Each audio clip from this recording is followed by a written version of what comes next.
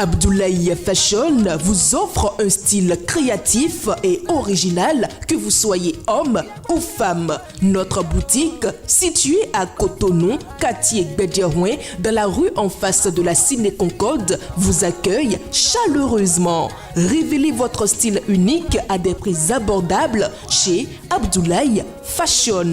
Contactez-nous au plus 229 97 09 40 114. Les portes de la mode s'ouvrent pour vous chez Abdoulaye Fashion.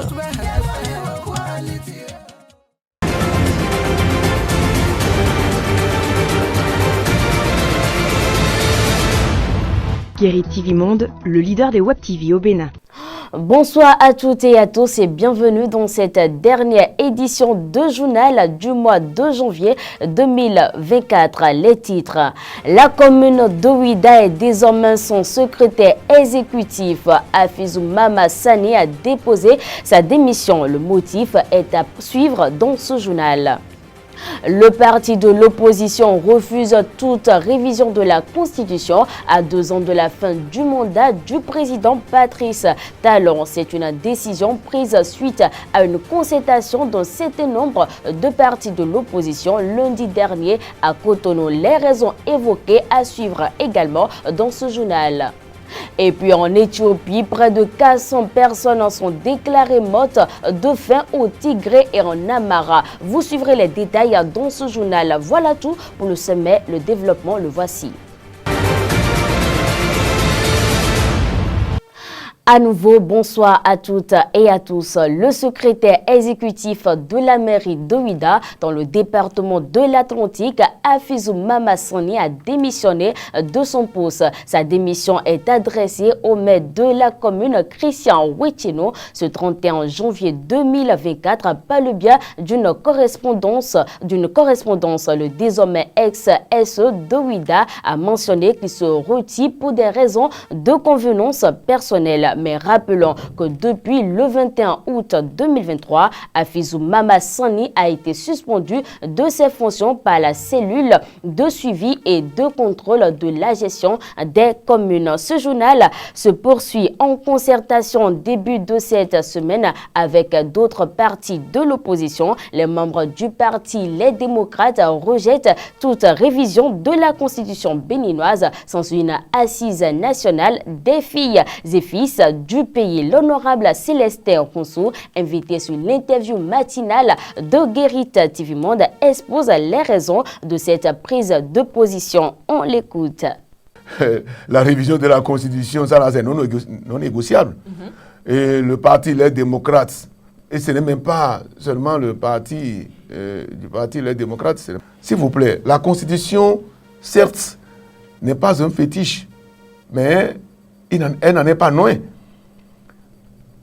Comment 2 mandats doivent aboutir aux 2 révisions de la Constitution, s'il vous plaît, pendant plus de 2 décennies?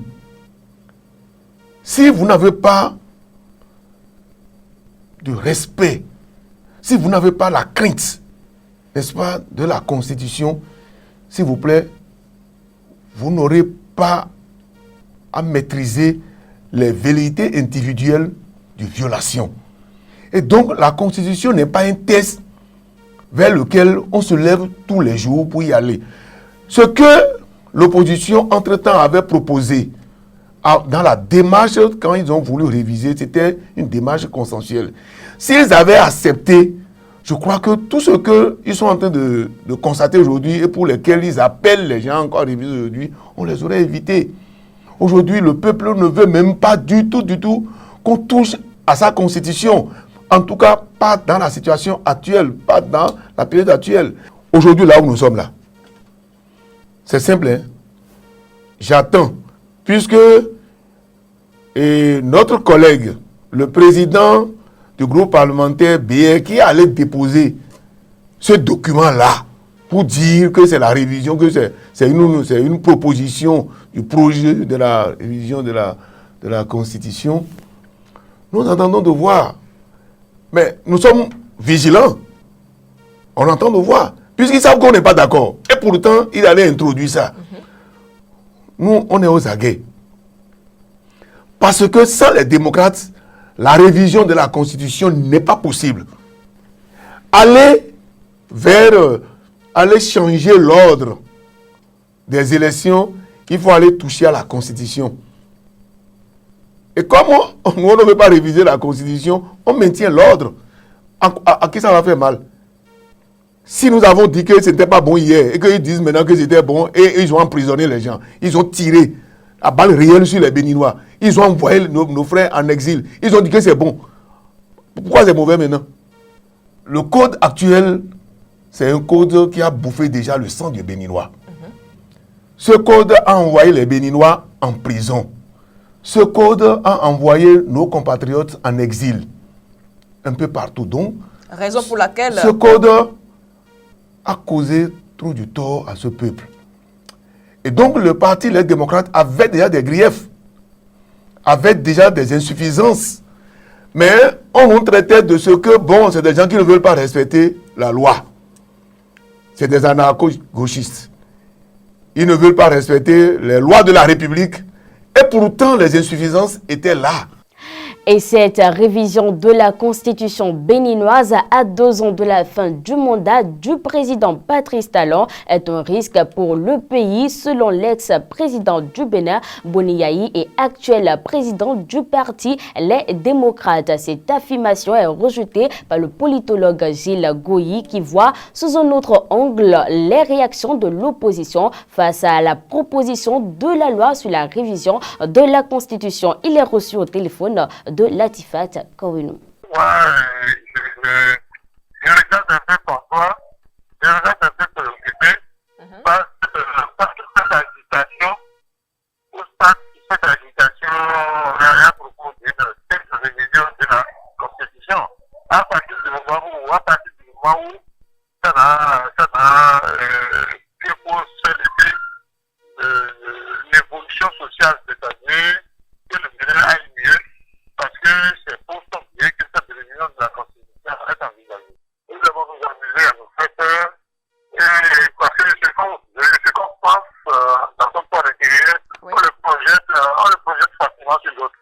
On a fait respecter des intentions au président Patrice Talon qui ne sont pas les siennes, dans la mesure où on a déjà vu ça dans ce pays. Oui. Le projet du député Hassan Seibou. Je l'ai suivi de bout en bout, j'ai lu tout le document écrit. Et je ne vois aucun problème par rapport à ça. Tout ce qu'il propose même, les gens de l'opposition devraient acclamer parce qu'ils n'aiment pas celui qui est au pouvoir, le président Patrice Talon. Et la proposition forte du député Hassan Seibou, c'est de réduire le mandat présidentiel. Il devait acclamer et supporter ça en conséquence. L'un dans l'autre. Les démocrates n'ont pas l'avenir de ce pays en main. S'ils veulent participer à l'évolution et à la visite du Bénin, c'est tant mieux. S'ils ne veulent pas, on va les laisser à rade pour continuer, le Bénin doit avancer. Les démocrates, ce parti d'opposition ne peut pas bloquer l'évolution, l'avancement du pays.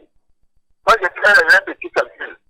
Oui. Les démocrates, c'est pas qu'ils sont négligeables, mais ils sont que 28. Ils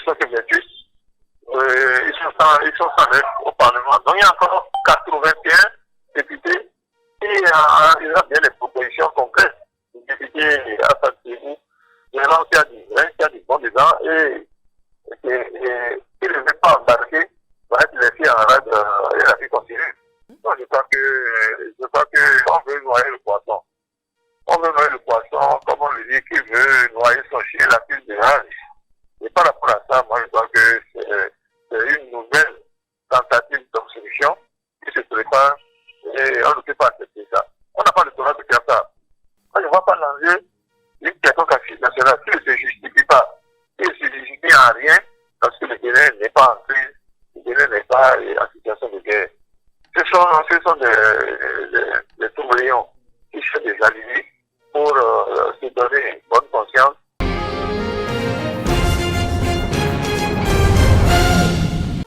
En En inter-actualité, comme je l'annonçais en titre, près de 400 personnes sont mortes de faim dans les régions éthiopiennes de Tigré et de l'Amara au cours des derniers mois, a déclaré mardi le médiateur national. Un rare aveu de décès lié à la faim de la part d'un organisme fédéral. Latifat Kaweno pour plus de précision.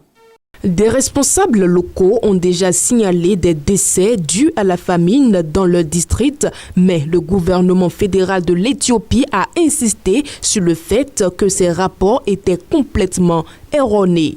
Le bureau du médiateur éthiopien a envoyé des experts dans les régions qui sont en proie à la sécheresse et encore sous le coup d'une guerre civile dévastatrice qui a officiellement pris fin il y a 14 mois.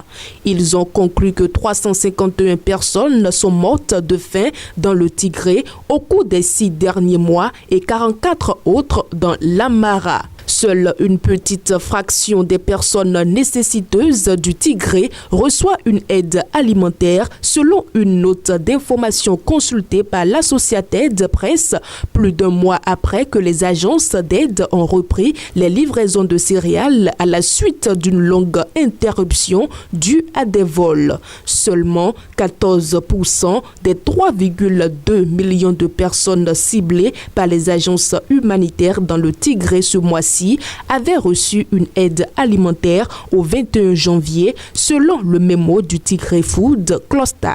Un groupe d'agences d'aide co-présidé par le Programme alimentaire mondial des Nations Unies et des fonctionnaires éthiopiens. Mais le gouvernement fédéral éthiopien nie l'existence d'une crise alimentaire de grande ampleur. Le mois dernier, lorsque le chef du Tigré, Getachew Reda, a tiré la sonnette d'alarme sur l'imminence d'une famine massive, un porte-parole du gouvernement fédéral a qualifié les informations d'inexactes et l'a accusé de politiser la crise. Le président kenyan William Ruto a réaffirmé mardi 30 janvier 2024 que le déploiement des policiers du pays en Haïti se fera. Un tribunal de Nairobi a pourtant jugé vendredi 26 janvier dernier ce déploiement anticonstitutionnel, illégal et invalide, notamment parce qu'il nécessite un accord de réciprocité entre les deux pays, ce qui n'est pas pour l'instant le cas. Pour que des policiers soient déployés à l'étranger, il faut qu'il y ait un accord de réciprocité avec le pays receveur des troupes. Et ce pays doit en avoir fait la demande directement auprès du Kenya pour répondre à une situation d'urgence. Il n'y a pas encore d'accord entre Nairobi et Port-au-Prince, mais le président Ruto affirme que des discussions sont en cours et qu'Haïti a même déjà formalisé sa demande auprès du Kenya il y a plusieurs mois. Ekuru Oko, l'opposant politique qui était à l'origine du recours en justice, a réagi sur le réseau social INS. Il accuse le président Ruto de défier l'autorité de la Cour et il estime qu'en l'absence d'un président élu en Haïti, une demande de déploiement ne peut pas être faite. Les autorités kenyanes avaient aussi déjà annoncé vendredi dernier leur intention de contester la décision de la justice.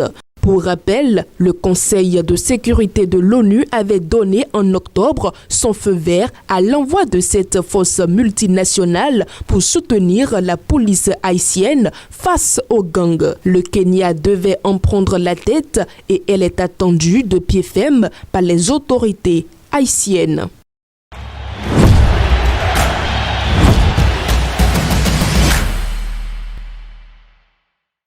Les nouvelles de la CAN Côte d'Ivoire pour boucler ce journal en Algérie. L'élimination du Maroc mardi face à l'Afrique du Sud sur score de 2-0 fait des heureux en Algérie. La défaite des Lions de l'Atlas est même un moment de célébration pour les Algériens. Suivez. Tout juste après le coup de sifflet final, des milliers de personnes se sont déferlées dans les rues pour célébrer la défaite des Lions de l'Atlas. Les foules hystériques ont déferlé sur les artères de plusieurs villes algériennes. Considéré comme un prétendant au titre après sa belle Coupe du Monde de 2022, le Maroc s'arrête malheureusement à l'étape des huitièmes de finale de la CAN Côte d'Ivoire 2023. À noter que l'Algérie a connu pire puisqu'elle a été éliminée au premier tour de la compétition avec seulement 2 points pris dans une poule composée du Burkina Faso, de l'Angola et de la Mauritanie. Et vainqueur de la CAN 2017 avec le Cameroun, Hugo Bross est peut-être en passe de réaliser la même surprise avec l'Afrique du Sud.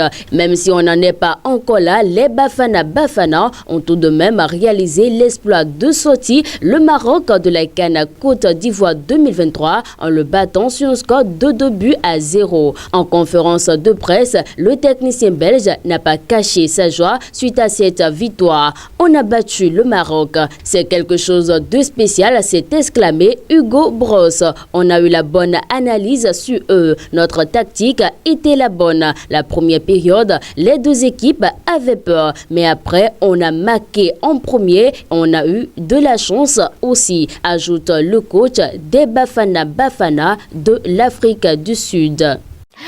Et c'est tout pour ce journal du 31 janvier 2024. Merci d'avoir été des nôtres et d'ici là, portez-vous bien.